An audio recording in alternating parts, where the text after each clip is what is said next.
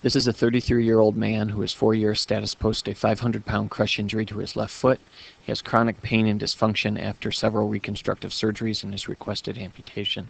Incisions are drawn out for an extended posterior flap technique below the knee amputation. The extended flap is approximately 5 centimeters longer than the traditional posterior flap. The length of the flap is determined by measuring the diameter of the limb at the level of the bone cut, which was 12 centimeters.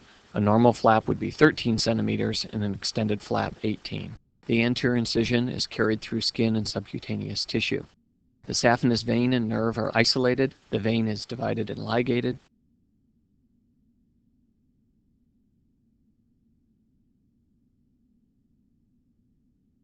The nerve is dissected free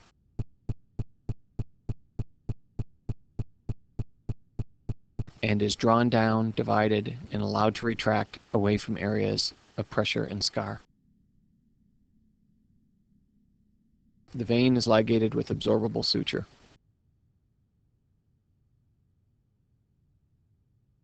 The lateral incision is carried through skin and subcutaneous tissue. The medial incision is carried through skin and subcutaneous tissue. The distal incision is carried through the skin, subcutaneous tissue, and the Achilles tendon. The anterior and lateral muscles are separated off the tibia, preserving the periosteum on the tibia. A clamp is placed below these muscles over to the fibula. The anterior and lateral muscles are divided sharply. The anterior tibial vessels and the accompanying deep perineal nerve are isolated and divided. The deep perineal nerve is carefully separated off the anterior tibial vessels.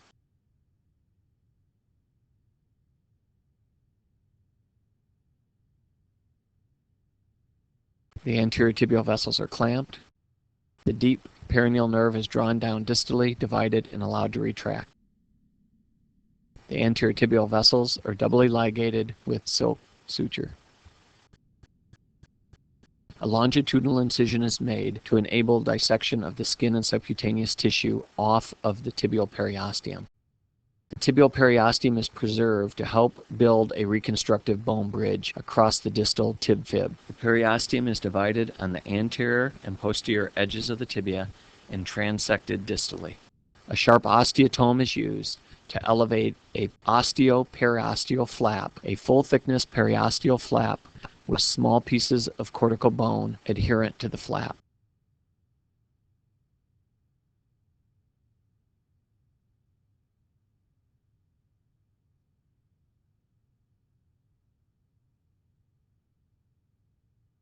The periosteum is dissected up proximally past the area where the tibia will be transected with the oscillating saw. The periosteal flap has small bits of bone included in the flap. A Cobb elevator is used to help dissect lateral soft tissue off the tibia and to dissect the posterior soft tissue off the tibia. The oscillating saw is used to divide the tibia perpendicular to its axis, preserving the periosteal flap.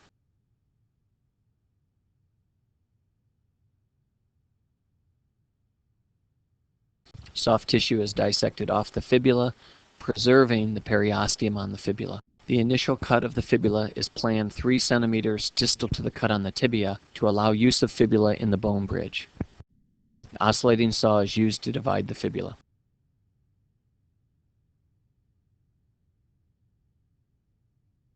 The fibula is brought forward and the dissection with the amputation knife carries down the back of the tibia and the fibula. At the distal end of the extended posterior flap, the flap is dissected free. The superficial perineal nerve is dissected free on the lateral side. The nerve is drawn down, divided, and allowed to retract away from areas of pressure and scar. The deep posterior compartment muscles are bluntly dissected off of the fascia of the soleus. The fascia is kept with the soleus to help preserve the blood supply to the deep posterior compartment.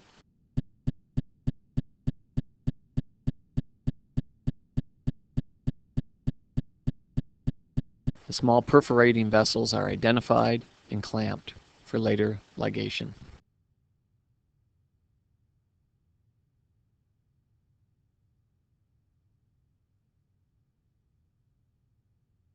Blunt dissection is used to separate the deep posterior compartment muscle off of the fascia of the soleus. On the undersurface or the deep surface of the deep posterior compartment, the neurovascular bundle with the tibial nerve and the deep posterior vessels are found. The tibial nerve is separated out from this vascular bundle, and then the posterior tibial vessels are separated out from the fascia of the deep posterior compartment.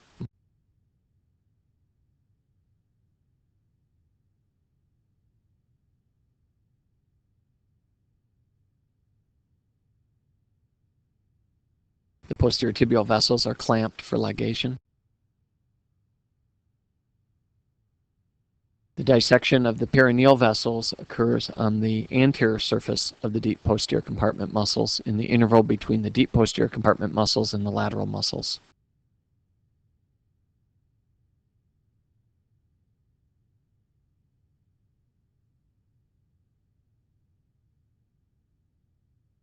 The perineal vessels are clamped for ligation. The deep posterior compartment muscle is mobilized proximally and then transected at the level of the tibial bone cut.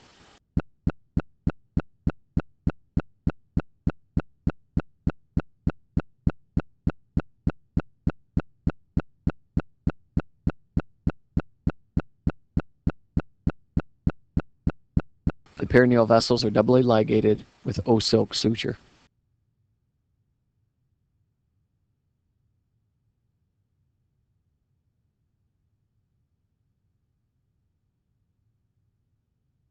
The posterior tibial vessels are doubly ligated with O-silk suture.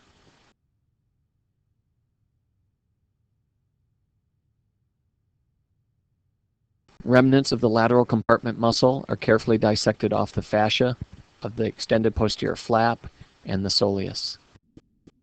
The lateral muscle is fully transected at the level of the bone cuts.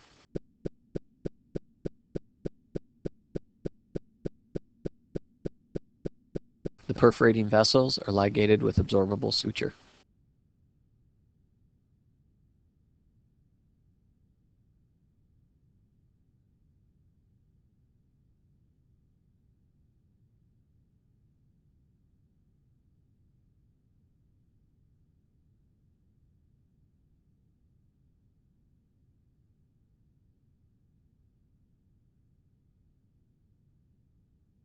The soft tissue around the tibial nerve is carefully dissected away from the nerve. The nerve is pulled distally, transected, and allowed to retract.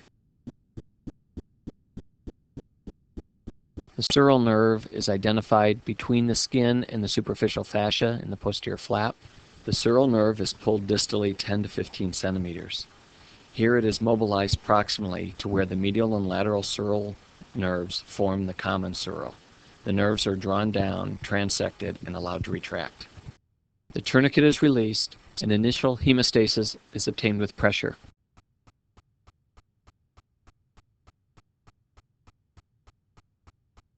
Starting anteriorly, small areas of bleeding vessels are clamped and ligated.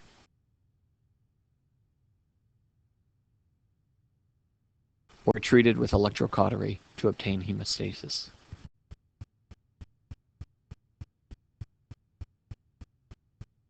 A squeeze test shows hypermobility between the tibia and the fibula, which could trap soft tissue.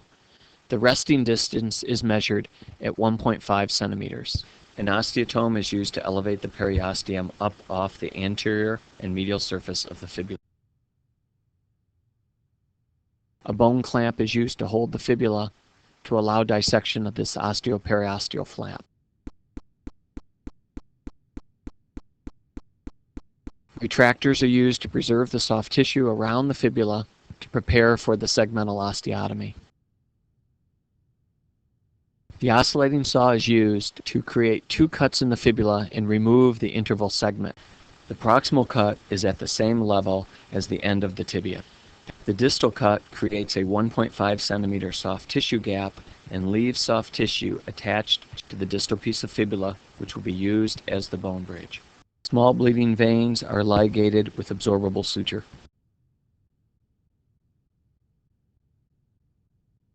The piece of fibula for the bone bridge is measured At 1.5 centimeters, this is the resting distance between the tibia and the fibula.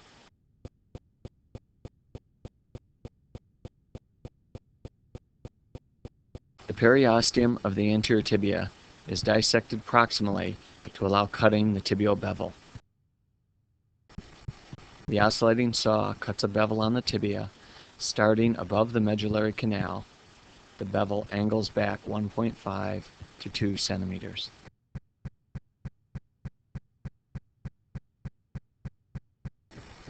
The tibia and the tibial bevel are smooth with a rongeur and a rasp. The bone bridge fibula is placed between the tibia and the fibula and held in place with a pointed bone clamp.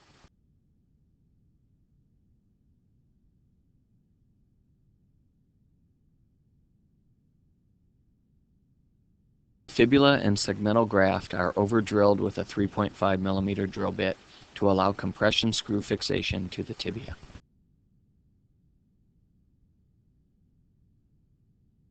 The tibia is drilled with a 2.5 millimeter drill bit.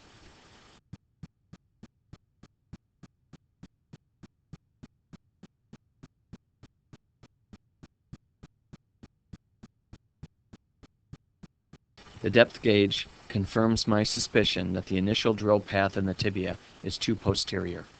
For better placement, the bone block is moved anteriorly and the tibia is re-drilled. The length of the screw is measured with the depth gauge. The 3.5 millimeter tap is used to tap the medial and lateral cortex of the tibia. The tap easily slides through the fibula and through the bone graft, which were over-drilled. A 3.5 millimeter screw is placed through the fibula, through the bone graft, and secured into the tibia. The periosteal flap from the fibula is positioned on top of the bone bridge. The periosteal flap from the tibia is positioned below the bone bridge. The tibial osteoperiosteal flap is secured with absorbable suture. It is first secured over the bevel area.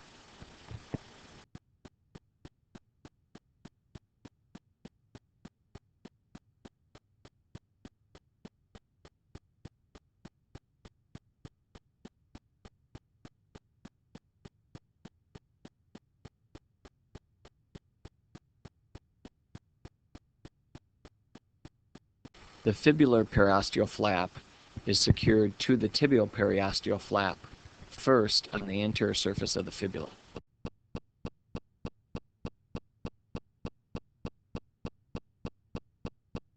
The periosteum forms a surface below and above the bone bridge, in essence, a tube of periosteum around the fibular graft.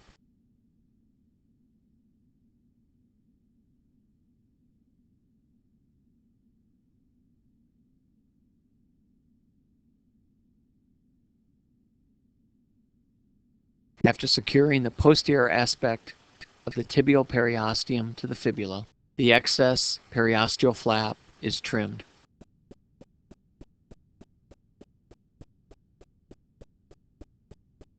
Medially, the excess periosteal flap is trimmed to avoid a bone prominence from developing. The flap position is tested by bringing the flap over the bone bridge and over the anterior skin, which will be resected to allow inset of the flap. Irrigation solution is used to remove any debris. X-rays show the bone block position and the position of the screw holding the fibula, the graft, and the tibia. The drain is brought out laterally, away from the subcutaneous areas. After positioning the drain in the posterior tissues, the flap is brought up over the bone bridge and secured in place by bringing the medial fascia to the soleus fascia.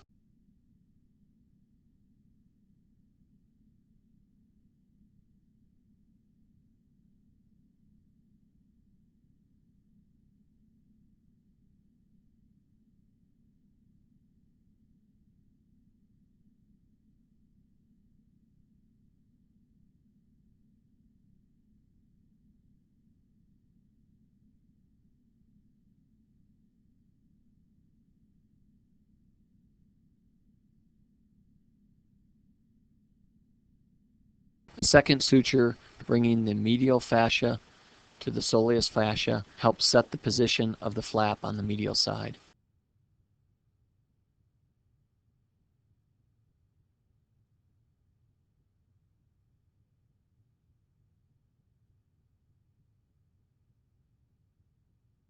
The prominent corner is trimmed using a scalpel to divide the flap through the middle where it wants to fold. Then the small triangles of skin are removed proximally and distally. The medial fascia is opposed to align the corner.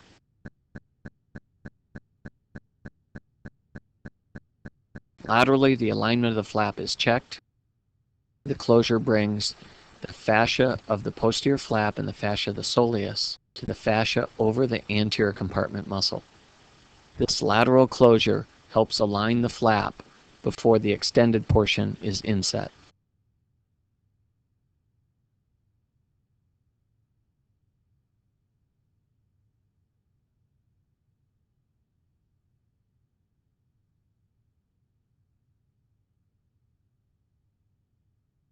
A second suture laterally helps align the fascia. A forceps is used to define the fold of the lateral corner. The flap is transected where it wants to fold. The small triangles of skin proximally and distally are resected to shape the new corner.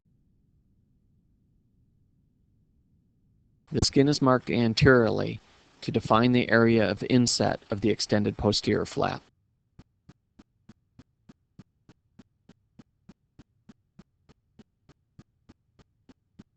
The flap is positioned to trial the inset. A scalpel is used to dissect through the epidermis and dermis, and the epidermis and dermis are dissected up off of the subcutaneous tissue. The subcutaneous tissue is preserved to provide extra padding over the tibia.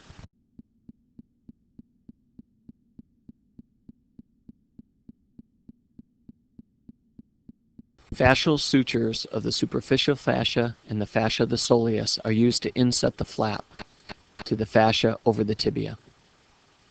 The central suture helps define the inset.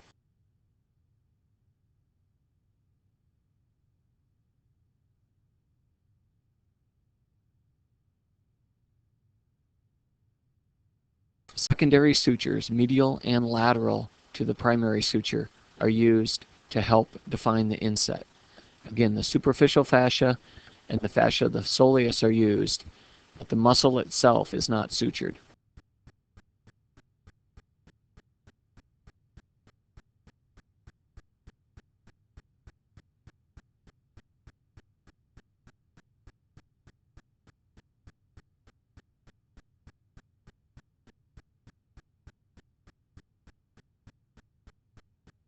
These sutures help bring the posterior flap up over the tibia and define the inset. The flap is trimmed on the medial and the lateral corners.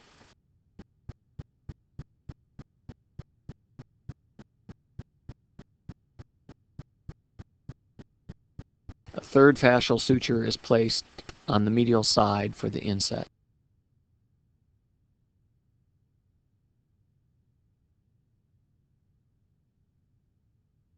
A fourth fascial stitch is placed to inset the lateral edge of the flap.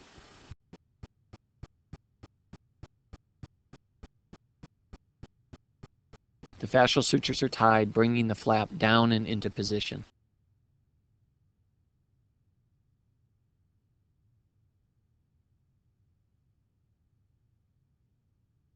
The flap is evaluated and the edges trimmed.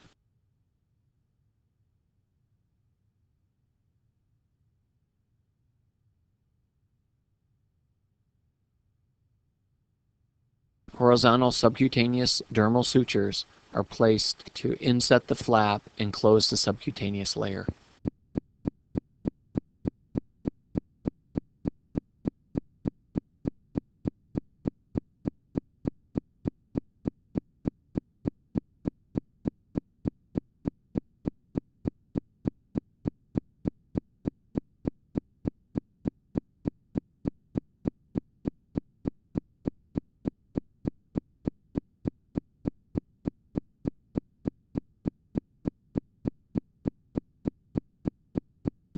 Nylon sutures are used to complete the closure.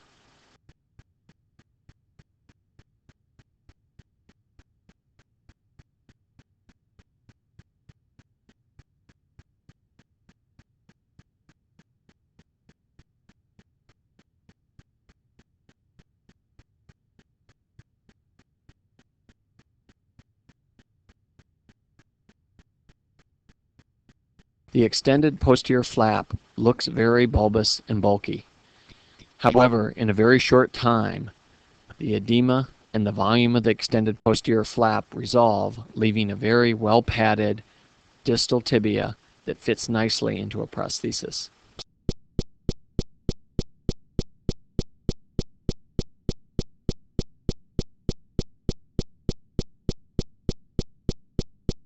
The extreme bulbous nature of the extended flap resolves rapidly. Intra-op, 2 weeks, 4-week, and 10-week photos show the resolution of the flap and how it contours nicely to a very well-padded and well-shaped distal tibia. A non-stick gauze and then the layered 4x4 gauze are applied. The gauze is not placed in one large lump, but individual pieces of gauze are placed so that if the dressing shifts slightly, there are no pressure points. Fluff gauze is placed over the end of the residual limb, and an amputation sock is placed over the bandages. It is important to place cotton web roll padding both below and above the drain. This facilitates removal of the drain without removing the cast. The drain will slide easier between the layers of cotton. If the drain is left in contact with the skin, it will frequently stick and make drain removal difficult. The sock is rolled up and gentle pressure is applied. Web roll cotton is placed around the limb and over the end of the amputation site.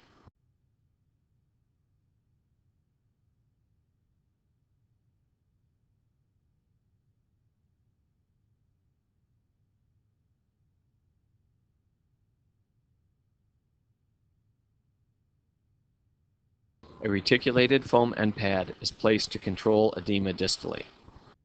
A patella pad is placed to later locate the patellar area. Medial and lateral tibial flare pads are placed, allowing the tibial crest to be protected. The narrow pad goes on the lateral side to avoid pressure on the perimeal nerve. The initial 2 rolls of plaster are the Orthoflex elastic plaster gauze. The plaster is rolled on gently in the areas proximally, but is stretched a bit distally to compress the foam slightly. The theory is that if the foam is compressed down onto the dressing, it will better control edema. No stretching of the elastic gauze is done proximal to the foam. The weakest portion of the cast are located at the knee and the distal end, so one 5-ply splint is applied to reinforce the knee area and the distal end. Then the cast is completed with 2 rolls of regular casting plaster wrap.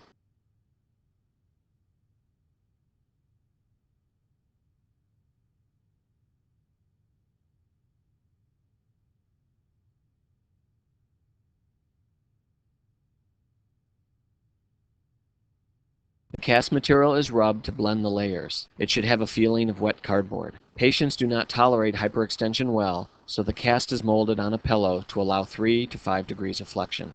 The supracondylar mold is very important to keep the cast from rotating in incorrect position. The larger the patient, the larger the mold. The patella area is cut out through the plaster, but all of the cotton padding must be left in place to prevent skin swelling into the cutout area. The reason for the cutout is so that the nurses and therapists can accurately check the position of the cast and be certain the cast has not slipped distally or rotated in position.